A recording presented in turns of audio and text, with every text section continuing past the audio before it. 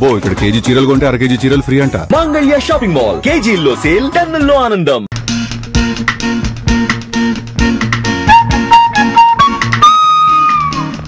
పంకజం, తీయటి నిద్రలో కనిపించే అందమైన స్వప్నం లాంటి అందగత్తె నాకు నచ్చింది, నా మనసు మెచ్చింది.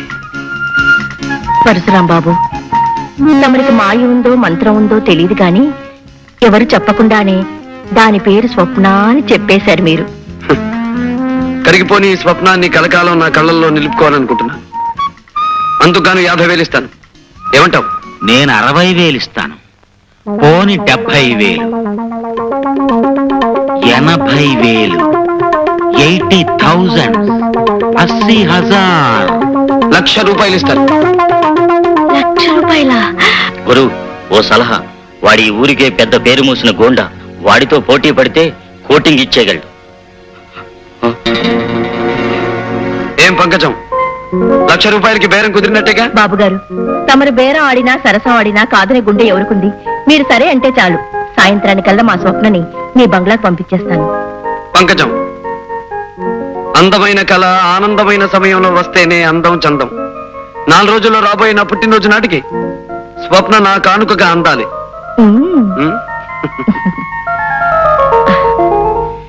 మిస్టర్ విజయ్. Yes sir. ఇది పరశురాముకు సంబంధించిన ఫైల్. సాక్ష్యాలు లేకుండా అతని మీద బనాయించిన కేసుల గురించి, ఆధారాలు లేకుండా అతని మీద ఇచ్చిన రిపోర్ట్ల గురించి, రుజువులు లేకుండా అతను చేసిన పనుల గురించి ఇందులో అన్ని వివరాలు ఉన్నాయి. Okay sir. నీ ఉద్యోగాన్ని, నీ కర్తవ్యాన్ని, నీ బాధ్యతను దృష్టిలో ఉంచుకొని సాక్ష్యాధారాలతో అతన్ని అరెస్ట్ చేస్తామని ఆశిస్తున్నాను. ఈ బాధ్యత నిర్వర్తించడంలో అవసరమైతే నా ప్రాణాలు సైతం లెక్క చేయనని ప్రమాణం చేస్తున్నాను sir. Best of. Thank you sir.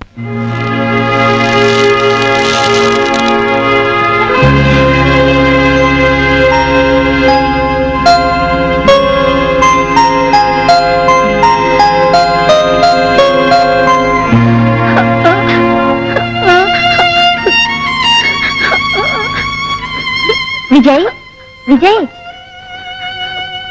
నువ్వు స్కూల్కి వెళ్ళొచ్చురా. ఫీజు కట్టకపోతే స్కూల్కి ఎలా రానిస్తారా? విజయ్, నీ ఫీజు కట్టేశాను రా. రాము, నీ ఫీజు కట్టకుండా నా ఫీజు. విజయ్, నువ్వు బాగా చదువుకొని పెద్ద ఆఫీసర్ అవ్వాలరా. రాము,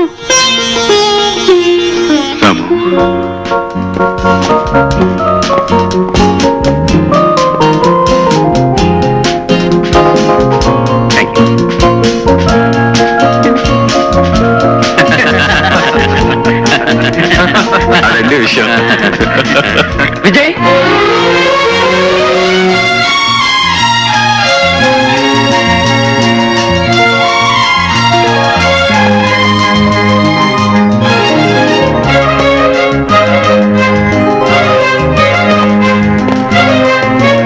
రాము, విజయ్, రాము, విజయ్, రాము, విజయ్, రాము.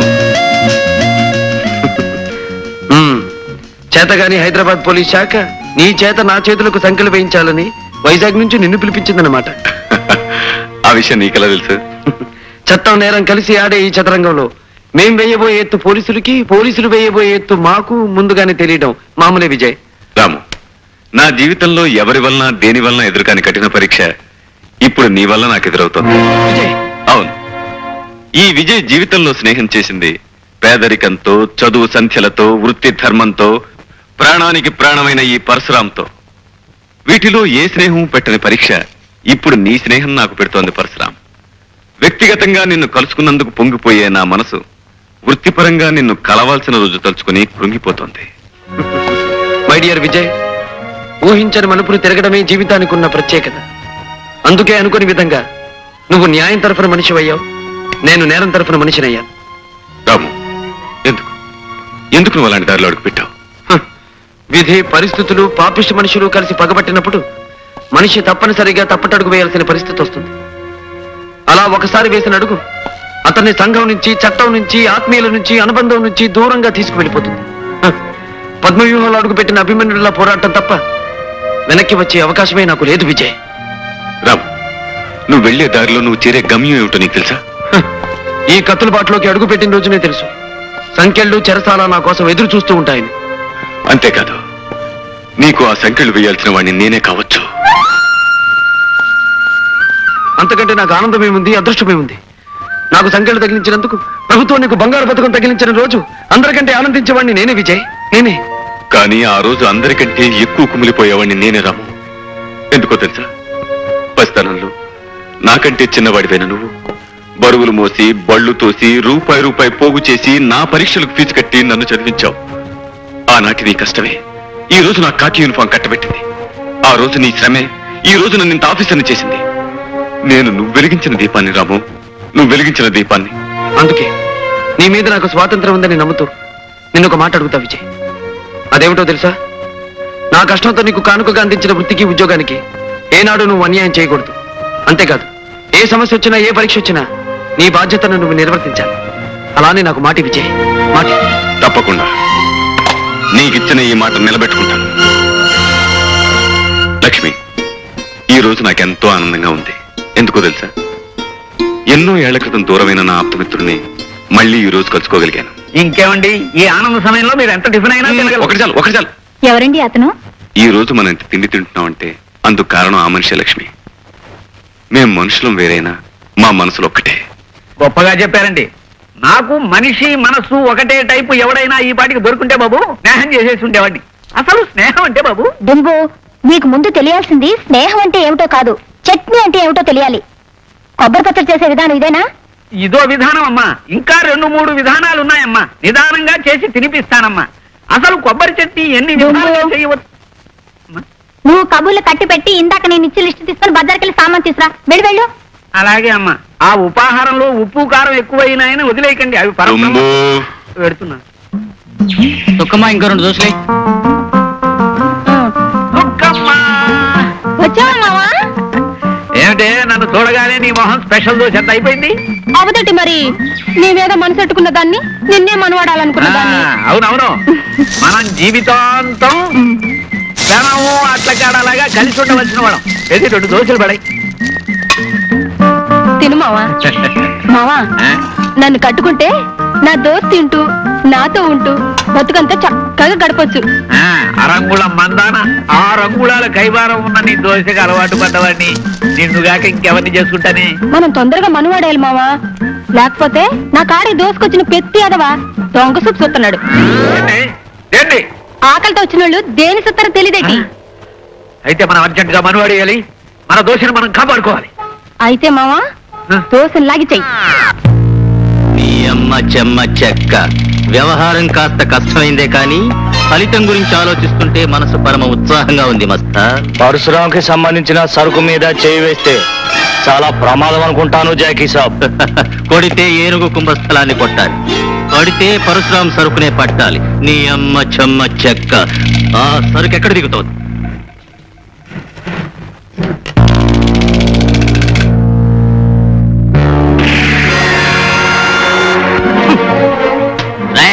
నీ అమ్మ చెమ్మ చెక్క. కదిలారంటే తలకాయలన్నీ పుచ్చకాయల్లా పేలిపోతాయి. రై పీటర్, బాస్, ఆ మిగిలిన సరుకంతా లారీలో లోడ్ చేయించి మన స్థావరానికి చేర్పించు. Okay boss. రై, వెళ్ళి మీ పరశురాం దగ్గర చెప్పుకోండ్రా, రాజాలా వచ్చి మీ సరుకంతా దోచుకుపోయింది ద గ్రేట్ జోకీ అని. చాలా కాలం తర్వాత ఇవాళ పాత రోజులు మరీ మరీ గుర్తొస్తున్నాయి. ఎందుకో తెలుసా? ఎందుకు బాస్? నా ప్రాణమిత్రుడు నేను కలిసి ఉన్న రోజుల్లో ఒకరి పుట్టినరోజును మరొకరు ఎంతో ఆనందంగా జరుపుకునేవాళ్ళు. అతని పుట్టినరోజు జరిగిన మరునాడే నా పుట్టినరోజు వస్తుంది. దూరమైన ఇన్నేళ్లు అతని ఏ పుట్టినరోజుకి నేను కలవలేకపోయాను, ఏ బహుమతి ఇవ్వలేకపోయాను. కానీ ఈసారి అతని పుట్టినరోజుకి నేను ఒక అద్భుతమైన కానుకను ఇవ్వాలనుకుంటున్నాను. అదేమిటో తెలుసా? ఏమిటి బాస్? ఈ నగరంలో కల్లా నేరస్తుడనే ముద్రపడిన ఆ జాకీని సాక్ష్యాధారాలతో నా విజయ్కి కానుకగా అందిస్తాను.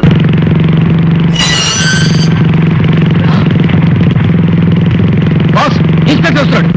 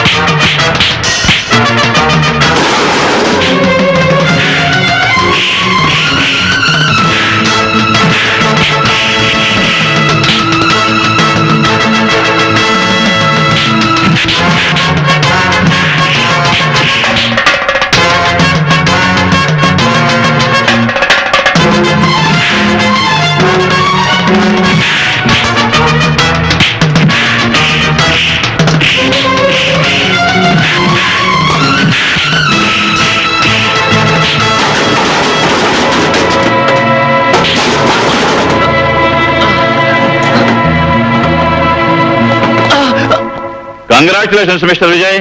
చాలా కాలంగా ఈ నగరంలో పోలీస్ శాఖను ఎంతో వేధిస్తూ దొరకకుండా తప్పించుకు తిరిగే జాకీ అండ్ గ్యాంగ్ ను అతి తక్కువ కాలంలో అరెస్ట్ చేసినందుకు నా కంగ్రాచులేషన్. Thank you sir. ఇదే విధంగా పట్టుదలతో ఆ పరశురామును కూడా అరెస్ట్ చేసి న్యాయస్థానంలో నిలబెడతామని ఆశిస్తున్నాను. I will try my best sir. ఈ అమ్మ చెమ్మ చెక్క, నువ్వు చెప్తున్నది నిజమేనా మస్తాన్? అల్లాకి కసం జాకీ సాబ్, ఆ పరశురాం విజయ్ గాడు ఇద్దరు పెద్ద దోస్తీలు. ఆ పరశురాం గాడే విజయ్కు బహుమతిగా నిన్ను పట్టించాడు. నీ అమ్మ చెమ్మ చెక్క, నేను వాళ్ళిద్దరి శవాలు కళ్ళ చూసే వరకు కళ్ళు ముయ్యను మస్తాన్, కళ్ళు ముయ్యను.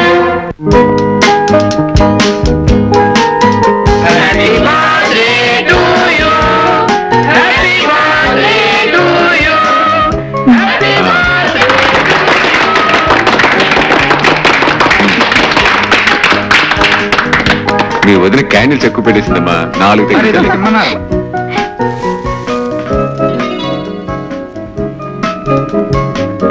ఎక్కడున్నారు? పద. Hi hi Ramu. Vijay, many happy returns of the day. Thanks రా. Thank you very much. సరే, హాల్లోకి రాకుండా ఎక్కడేం చేస్తున్నావు? కమా. వద్దు విజయ్, వద్దు. నువ్వు లా అయితే నేను అవుట్లాని, నీది ఉత్తర ధ్రువం అయితే నాది దక్షిణ ధ్రువం. అక్కడ నీ స్నేహితులు, తోటి అధికారులు, పై ఆఫీసర్లు ఎంతో మంది ఉంటారు. వాళ్ళ మధ్యకి నీ స్నేహితుడిగా నేను రావడం నీకు మంచిది కాదు, నాకు మంచిది కాదు. ఏమంటావు? It's all right. నీ ఇష్టం. కేక్ తీసుకొస్తానండి. వద్దు విజయ్, ఏం వద్దు. నాకు చిన్న కోరిక ఉంది, తీరుస్తావా? అదేమిటో చెప్పురాం. మహాలక్ష్మిలా కనిపించే చెల్లెమ్మ ఒక తీయటి పాట పాడితే వినాలనుంది. నా కోరిక తీరుస్తావా విజయ్? తప్పకుండా. లక్ష్మిని పాడమంటాను. ఫ్రెండ్స్ అండ్ వెల్ విషర్స్, నా పుట్టినరోజు సందర్భంగా మా శ్రీమతి ఒక పాట పాడి మిమ్మల్ని అందరినీ ఆనందింపజేస్తుంది. పాటలొచ్చండి. పర్వాలేదు, ఏదో పాట పాడు. వద్దండి ప్లీజ్, అది నా పాడాలి ప్లీజ్. తప్పదు. ఇదిగో.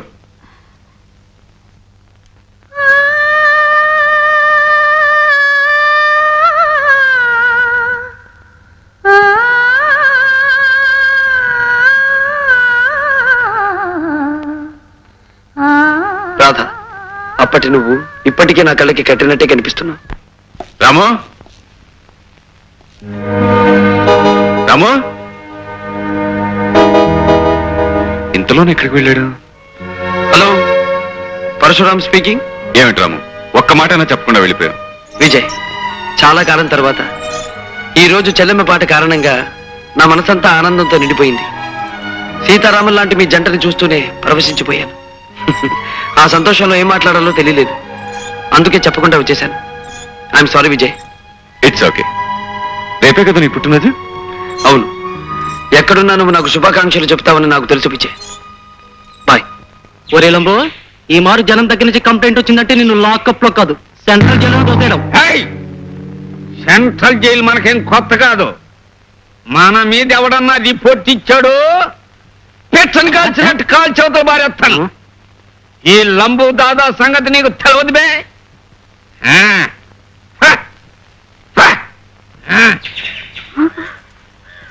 వెళ్ళిపోయి ఏ పిల్ల, మనకు దోషయి. ఏటి బావు, నన్ను తమాస పట్టిద్దామనా? యాసం మార్చేసి మాట మార్చేస్తున్నావు. నేనెవరినో నీకు తెలుసా? నా తలదేటి, నువ్వు ఎన్ని ఆశాలు వేసినా నేను క్షణంలో తెలుసుకోగలను. నన్ను కట్టుకోబోయేవాడివి, నా దోశ అంటే ప్రాణం పెట్టేవాడివి, నా చేతి చట్నీకి సంబరపడిపోయేవాడివి. ఇదిగో నీకోసం రెడీగా ఉంచాను, తిను మావా. ఏటి మావా అలా చూస్తున్నావు? నా చేతితో పెడితే కానీ తినవా? పెట్టు పెట్టు. మావా, మన మనువు ఎప్పుడు?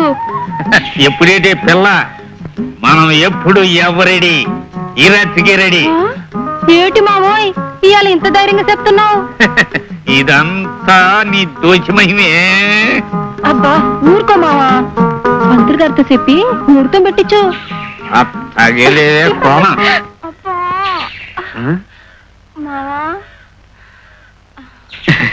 మావా, చుక్కమ్మా, దోశల చుక్కమ్మా, మావా నువ్వు పెట్టే దోశలు తిని నీ తల్లో పూలు పెడదామని వచ్చానే చుక్కమ్మ. ఏటి మావా ఇంతలోనే ఆశ మార్చేసావు? ఇప్పుడేగా రౌడీలాగా వచ్చి అబ్బా బుగ్గ గిల్లెళ్ళావు. రౌడీలా రావడం ఏమిటే వెర్రి మొహమా? నేను వచ్చింది ఇప్పుడేగా. పద పద ముందు దోశెడుదు గారి. ఊరుకో మావా, అమ్మంతో 6 దోశలు మింగేశావు. ఎప్పుడు లేంది. అబ్బా నలిపి నలిపి. ఏమిటి నువ్వులేది? నేను చాలే ఊరుకో మావా, కొత్త సరస నువ్వును. కొత్త సరసమా? రౌడీగాడా?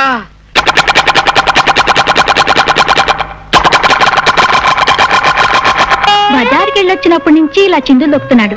అసలు ఏమైంది వీడికి? వదినా, అసలు వీడి చేష్టలు చూస్తుంటే మన డుంబుగాడేనా అనిపిస్తోంది.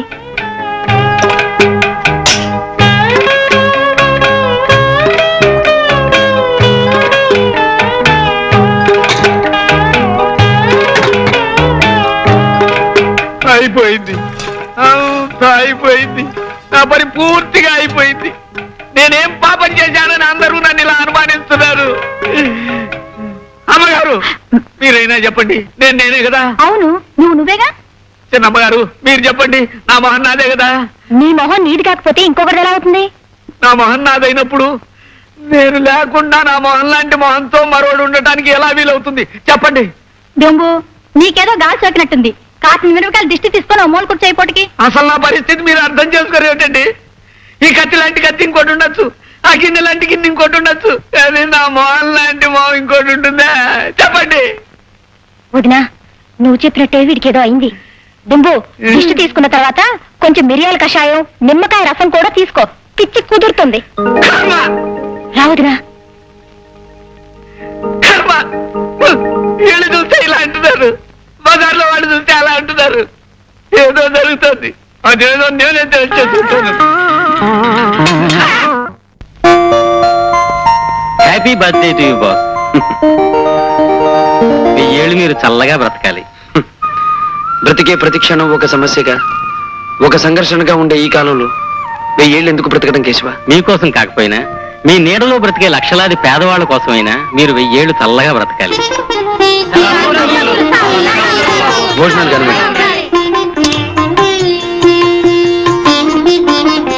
బాస్, మీకు ఫోన్. నరసమ్మా, నువ్వు వడ్డించు. అలాగే బాబు. Hello. Hello Ramu, many many happy returns of the day. Thank you Vijay, thank you very much.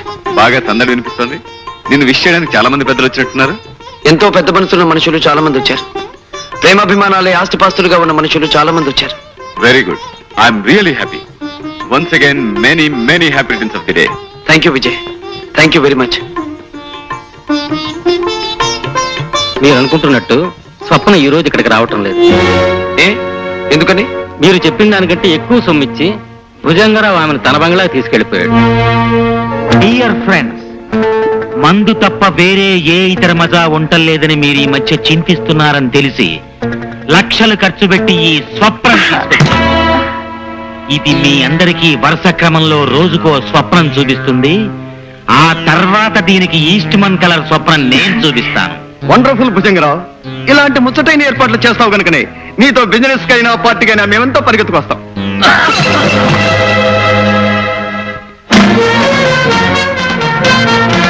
నువ్వెందుకు వచ్చావు ఇక్కడికి? నీ ఇష్టం వచ్చినప్పుడు రావటానికి ఈ తెరుచు కూర్చున్న పంకజం ఇల్లు అనుకున్నావా?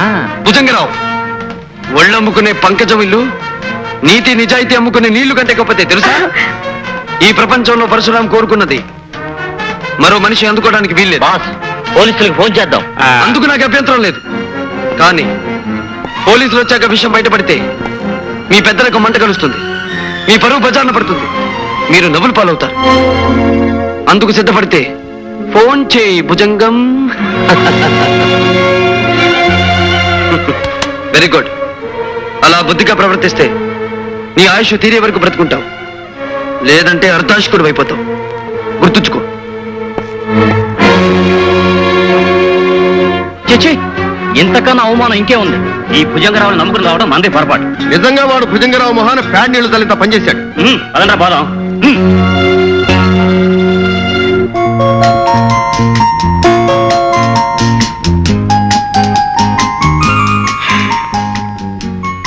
అందమైన స్వప్నాన్ని అందరూ అందుకోవడానికి వీల్లేదు, అనుభవించడానికి అంతకంటే వీల్లేదు.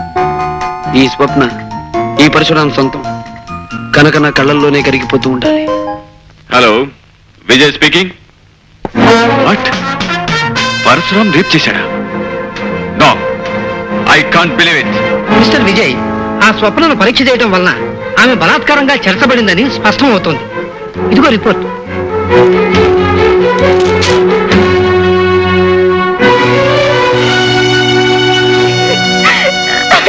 స్వప్న, ఊరుకోమ్మా, ఊరుకో. చూడండి ఇన్స్పెక్టర్ బాబు, పశువు పాడు చేసిన పూల మొక్కలాంటి నా చెల్లెలు స్వప్న బ్రతుకు చూడండి. స్వప్న, ఏం జరిగిందో చెప్పు. పెళ్లి చేసుకొని అందరిలో కాపురం చేయాలని కళ్ళు కానీ నా బతుకుని నాశనం చేశాడు ఆ పరశురాం. రాక్షసులా మా కొంప మీదకి వచ్చి బలవంతంగా నన్ను ఎత్తుకుపోయి నాకే గతి పట్టించాడు బాబు. ఏడవకమ్మా స్వప్న, ఏడవకు. ఈ లోకంలో ఇంకా న్యాయం బతికుంటే కాకి బట్టలు వేసుకుని ఈ పెద్ద మనుషులు నిజాయితీగా చట్టాన్ని రక్షించే వాళ్ళైతే ఆ పాపిష్టి వాణ్ణి శిక్షించే తీరుతారమ్మా.